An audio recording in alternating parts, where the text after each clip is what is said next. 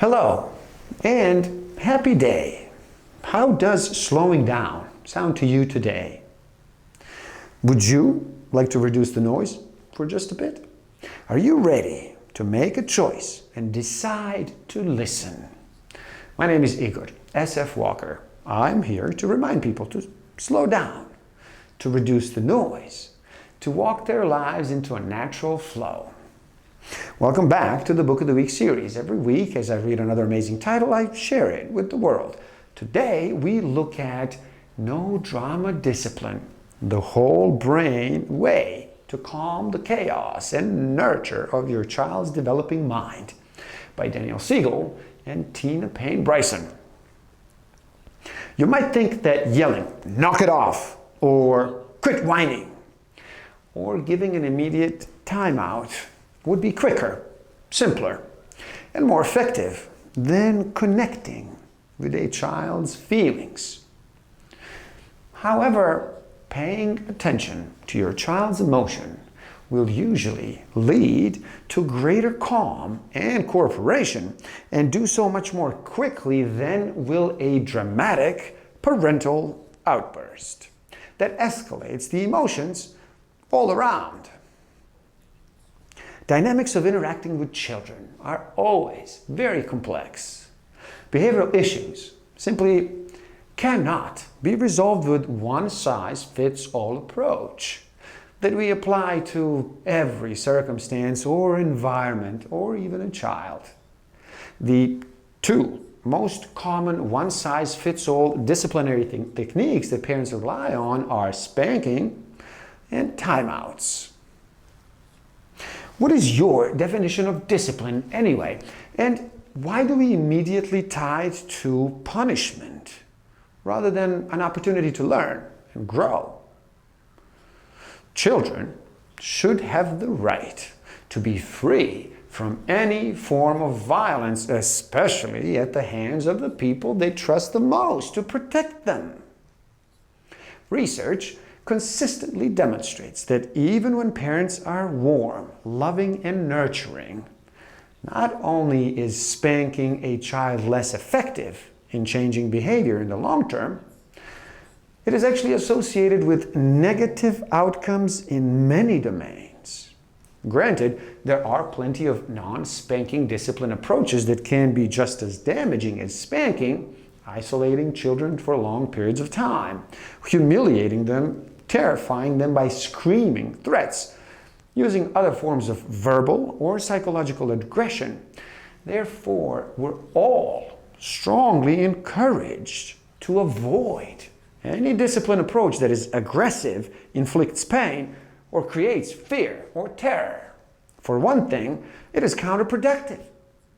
The children's attention shifts from their own behavior and how to modify it to the caregiver's response to the behavior, meaning that the child no longer considers their own actions at all. Instead, the child thinks only about how unfair and mean the parent was to hurt the child, or even how scary the parent was in that very moment. The parental response then undermines both of the primary goals of discipline, changing behavior and building the brain, because it sidesteps an opportunity for the child to think about own behavior and even feel some healthy guilt or remorse. Here's a biological paradox. On one hand, we're all born with an instinct to go towards our caregivers for protection when we're hurt or afraid. But when our caregivers are also the source of pain and fear, when the parent has caused the state of terror inside the child by what he or she has done, it can be very confusing for the child's brain, because on one circuit drives the child to escape the parent who is inflicting the pain, another circuit drives the child towards the attachment figure for safety. So when the parent is the source of fear or pain, the brain can become disorganized in its functioning as there's no solution. This is called at the extreme a form of disorganized attachment. Here are some questions to consider honestly. Do I have a discipline philosophy? How purposeful and consistent am I when I don't like how my kids are behaving? Is what I'm doing working? Does my approach allow me to teach my kids the lessons I want to teach in terms for both immediate behavior and how they grow and develop as human beings?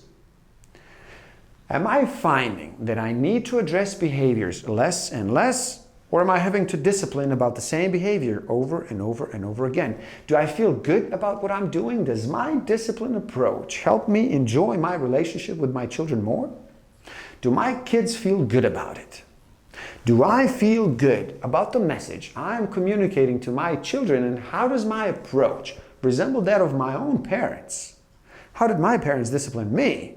And can I remember a specific experience in disciplining and in how it made me feel? Does my approach ever lead to my kids apologizing in a sincere manner? And does it allow for me to take responsibility and apologize for my own actions? How open am I with my kids about the fact that I make mistakes?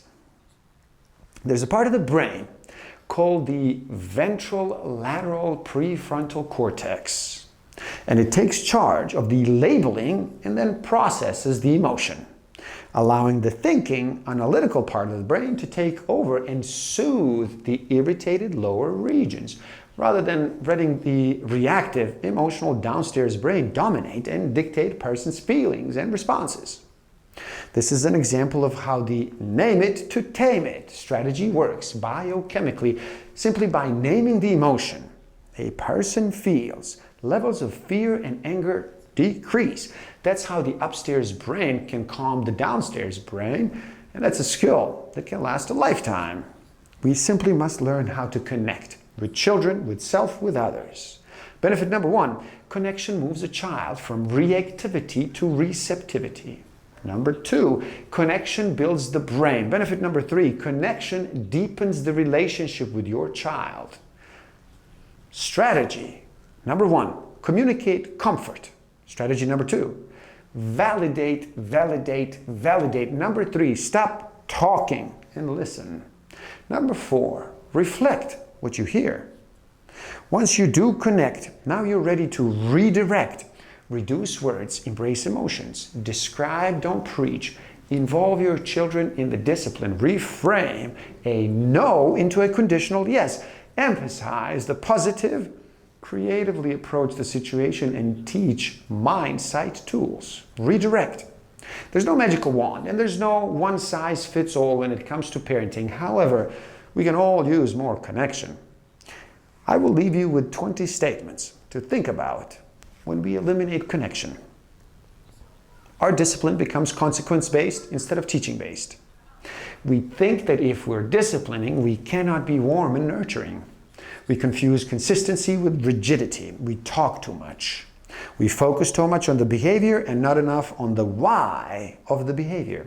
We forget to focus on how we say what we say. We communicate to our kids they should not experience big or negative feelings. We overreact, so our kids focus on our overreaction, not their own action.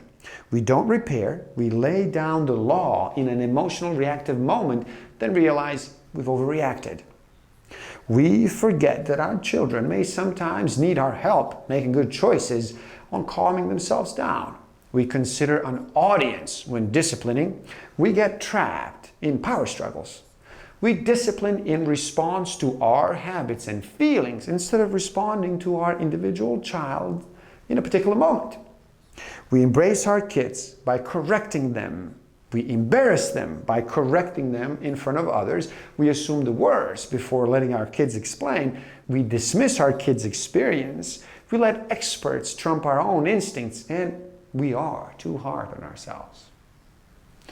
Please, do help out. It is easy. Simply like this video so more people can enjoy it. Share it too and spread the word. Subscribe to my channel and stay up to date. Link to this book is in the description below, so buy it and read. Never stop learning. Thank you. Love and respect.